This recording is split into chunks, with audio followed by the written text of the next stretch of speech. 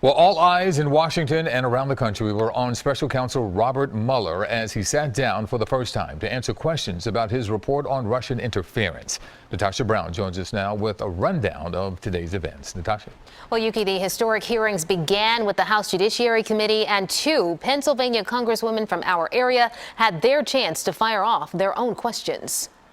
Do you swear or affirm under penalty of perjury? Former Special Counsel Robert Mueller was sworn in before a packed House Judiciary Committee Wednesday. All 41 members each had 5 minutes to rapidly fire off questions about the Mueller report. The report did not conclude that he did not commit obstruction of justice.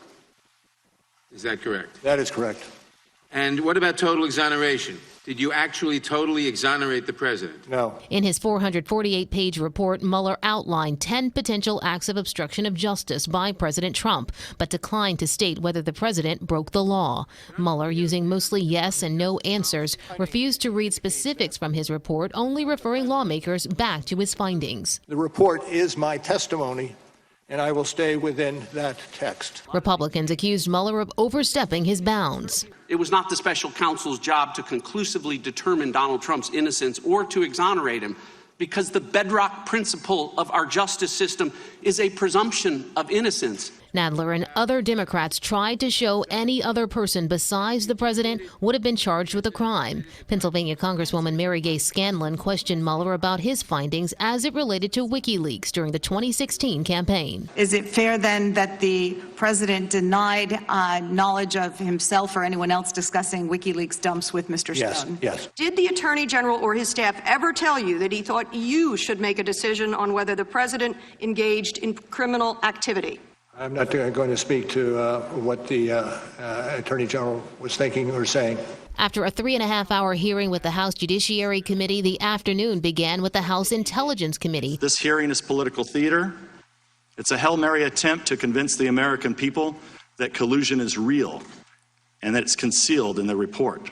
And when Donald Trump called your investigation a witch hunt, that was also false, was it not? I'd like to think so, yes.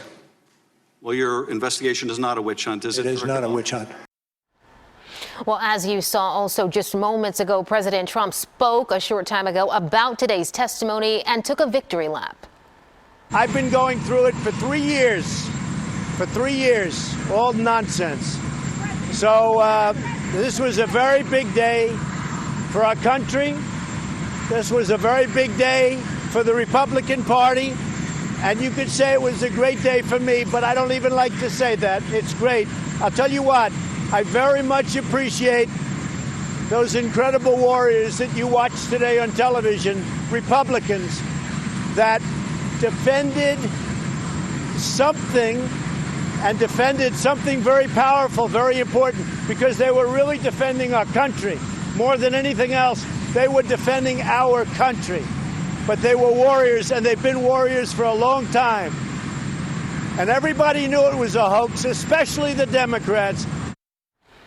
Well, the president again there feeling vindicated by today's hearings on Capitol Hill. President Trump did tweet ahead of Mueller's testimony earlier, calling himself a very innocent president. He repeated his refrain: no collusion, no obstruction. Now, this morning's hearings lasted about 3.5 hours. We'll have much more from this afternoon's House Intelligence Committee hearing coming up on Eyewitness News at 6 o'clock. Jessica, back to you.